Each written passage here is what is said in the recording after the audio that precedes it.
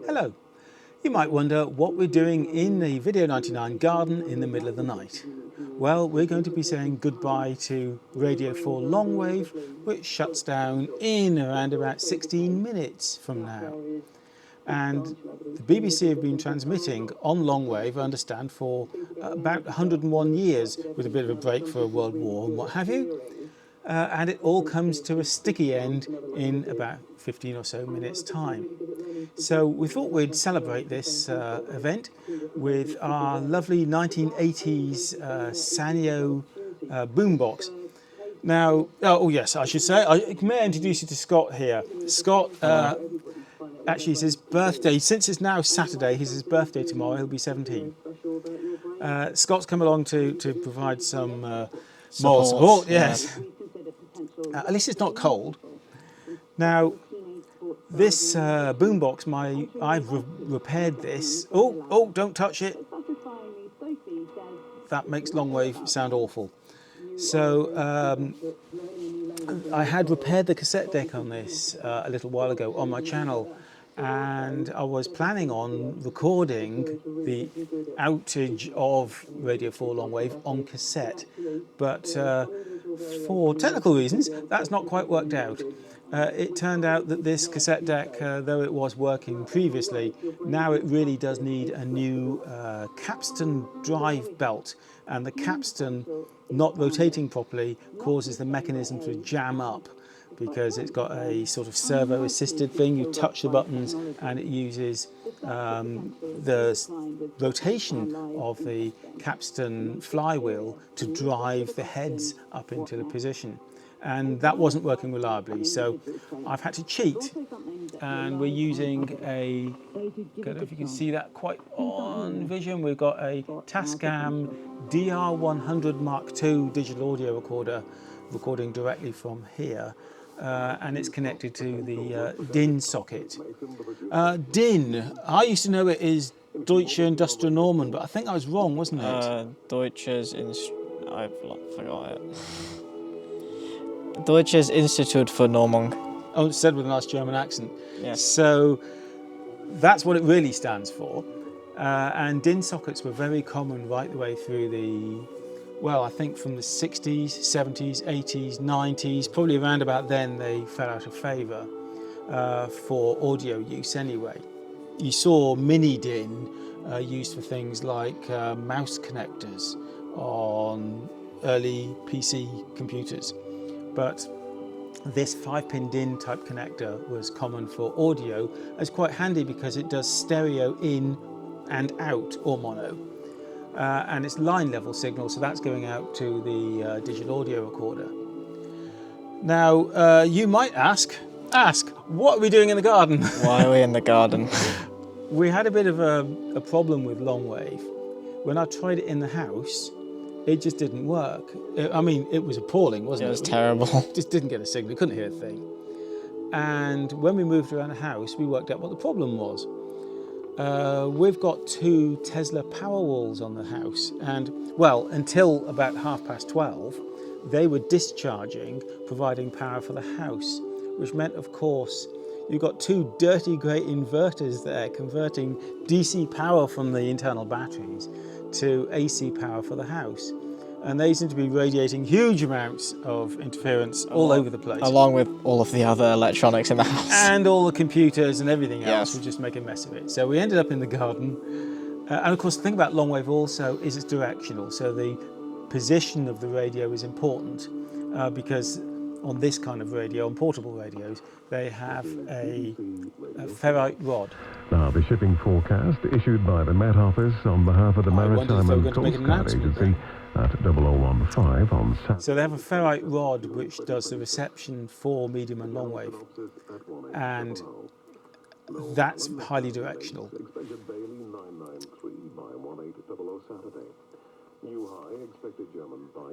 They're just doing the shipping forecast.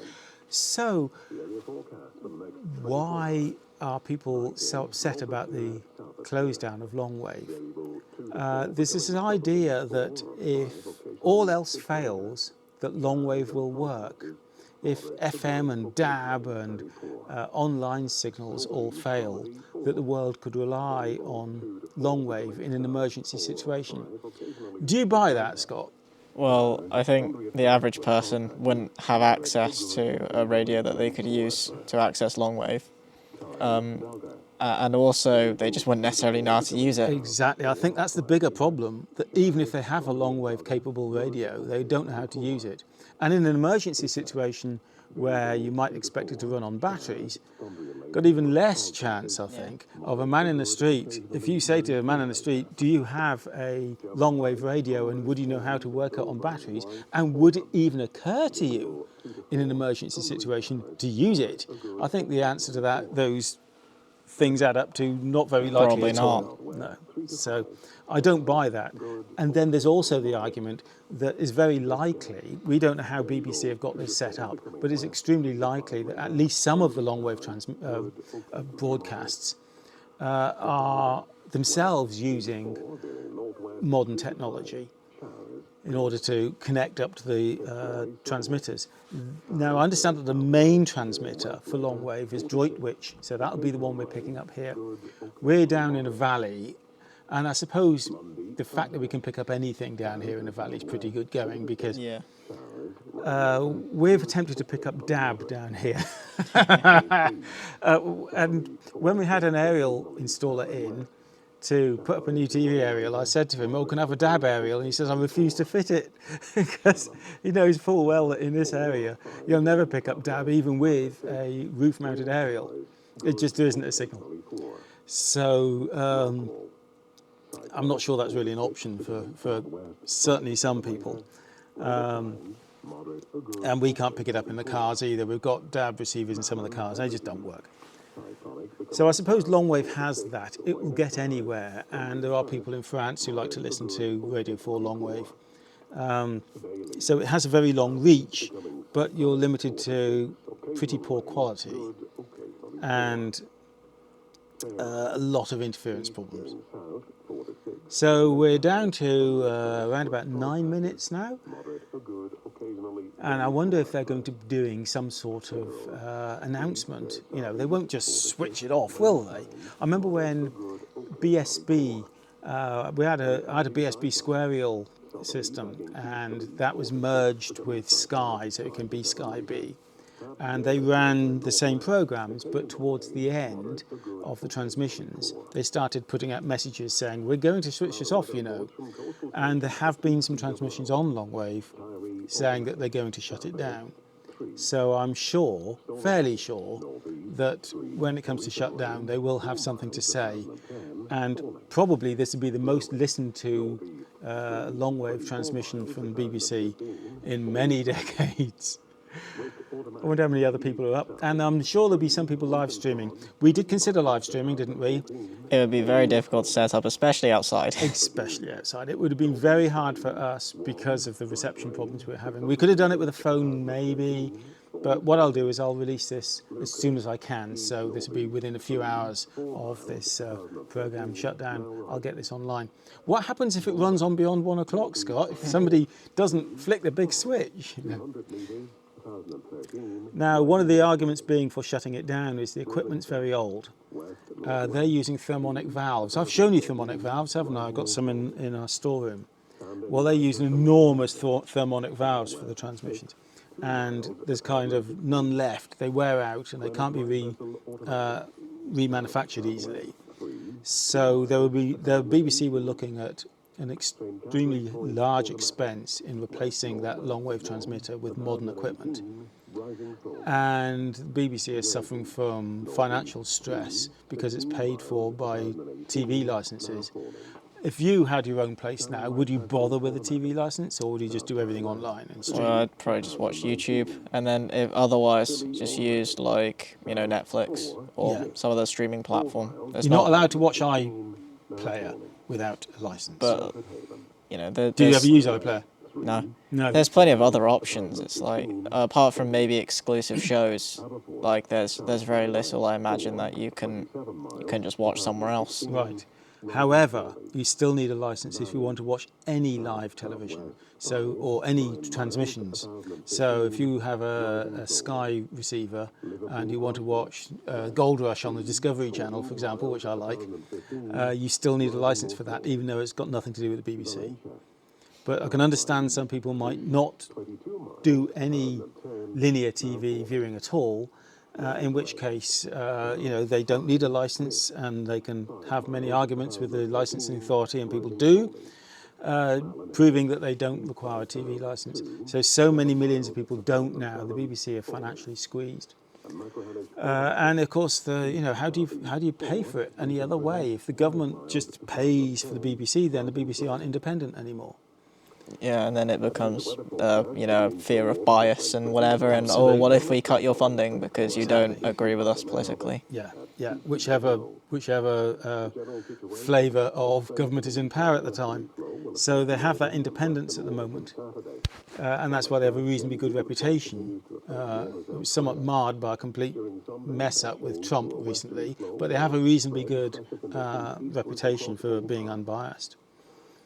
Perhaps the government could have financed just radio transmissions, helped with the radio transmission side, not the content, just the transmission side. But any form of dependence, I think, is a always a problem. risk. That's right. And how many people are still listening on Longwave? Yeah, if it's not paying itself off, then It's it might not difficult. be worth doing. It's a difficult call, isn't it? When there will be a few people out in the Outer Hebrides or somewhere that rely on this because other options don't work. If they don't have any online service, and FM doesn't reach there, and DAB certainly won't reach there, then you can understand that there might be a problem. And if you're bobbing about in a boat in the channel somewhere, you might want to listen to this, and the other alternatives may not be available to you. Yeah. Now, that's a very good case, isn't it? Yeah, if you're in the English Channel sort of area, then you very much could pick that up if you're able to pick it up from France, whereas you might not be able to pick up other. You probably won't get FM. No. That's a good point. Or you might, but very poorly. Yeah, and you couldn't rely on it. Yeah. So, how many minutes left? We're around about 3 or so minutes. I'm expecting then at the very end of this weather, we'll hear something about the close down. Or maybe they'll make it very brief and just say, well, that's all, That's folks. it. That's all, folks. Clonk. And I do imagine it will be a very big switch somewhere and a very big spark when they switch it off. Just check everything's still working. I think it's all recording properly. West. Yeah, it's all good. St. David's Head to Great Ormhead, including St. George's Channel. South 3 to 5, veering southwest 4 to 6. Showers, rain later, moderate or good. Great Ormhead to the Mull of Galloway. Variable 2 to 4 at first in Liverpool Bay. Otherwise southerly or southwesterly 4 or 5, occasionally 6 and north. The language is very proper, isn't it? Occasionally. Not occasionally, very proper English, which is something you don't hear very often these days. No, I think radio does tend to be more formal. Yes. As opposed to something like, I guess YouTube is more broad to most people, but really any form of media, television, I think, is also quite informal compared to radio. I think that's right. Yeah. I think that's right. And especially Radio 4. Entire, including the Firth of Clyde and North Channel. Southerly or southeasterly 4 to 6. I do hope the reception holds out and nothing breaks. Let me just tweak the tuning slightly. Mull of Kintyre to Ardnamurchan Point. South or southeast 4 to 6. Maybe we should have done this with the synthesized tuner, then it'd be bang on 198 kilohertz. But I wanted to use something of a sensible vintage. And I don't know what other equipment we've got that's got Longwave. Oh, I do have an ICOM ICR2 very wide range scanner, which might have worked. But I think you'd have needed to set up a long wire aerial, which would be a little bit difficult in our garden. to get any chance of picking up Longwave with that. Right, here goes. Well, before we leave you tonight, I just wanted to take a moment to mark the end of an era. For almost a century, the Longwave transmitters have carried the BBC across the airwaves, from the iconic Droitwich transmitting station in Worcestershire to Westerglen and Birkhead in Scotland. And though the Longwave signal is fading into history this morning, the memories and the connection it created will endure forever. We shall miss your warmth and crackle. Well, that's it from me, Al Ryan, and all of us here at Broadcasting House. If you have been, thanks for listening. Have a safe, quiet and peaceful night. Good night. Yehovah.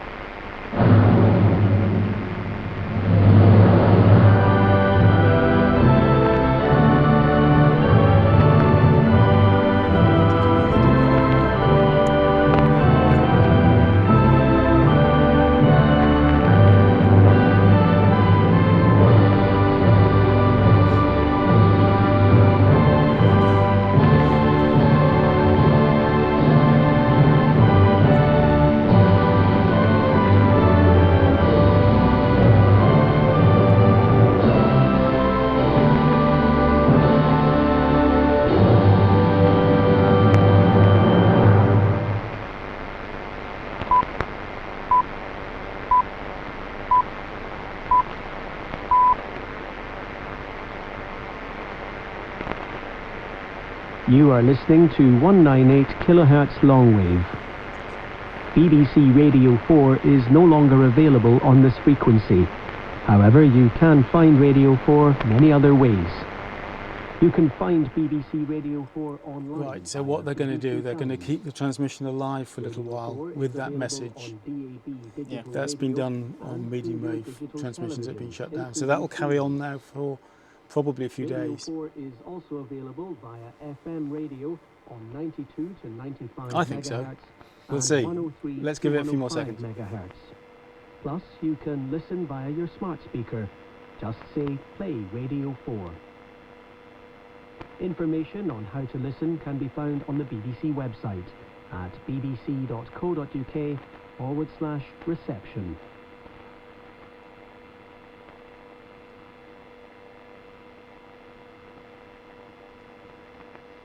Maybe not. That was 1 minute long, that message. You are listening to 198 kHz. They're going to Longwave. just loop that around. BBC Radio 4 Okay, so is there no isn't longer somebody with a big available on switch. this Not tonight. frequency. They'll do that However, later. You can find Radio 4 many Yes, other I ways. think I did read that it was You can like find properly BBC shut Radio off 4 on like the online 30th via or something. BBC What, this Sounds. month? Maybe? Radio I don't 4 know. is I available don't think on it was DAB like digital properly radio shut and off through until your like digital television, in the future. including freely. Mm-hmm. because obviously they'll loop this Radio 4 message is for also however long and then available they'll via Yes. FM radio on 92 to It was about this time that the camera let go because I'd failed to switch on a switch which run it from mains instead of battery. But it's okay, we were pretty much finished. I want to show you what happens when we try to listen to Longwave indoors. Part of that, by the way, is caused by LED lighting. If I switch some of my lights off, well, it's not quite so bad. But that's just one of the problems with trying to use Longwave reception. Right, I hope you've enjoyed what we've done here. I'll do plenty more content on audio and video technology in the near future. Bye for now.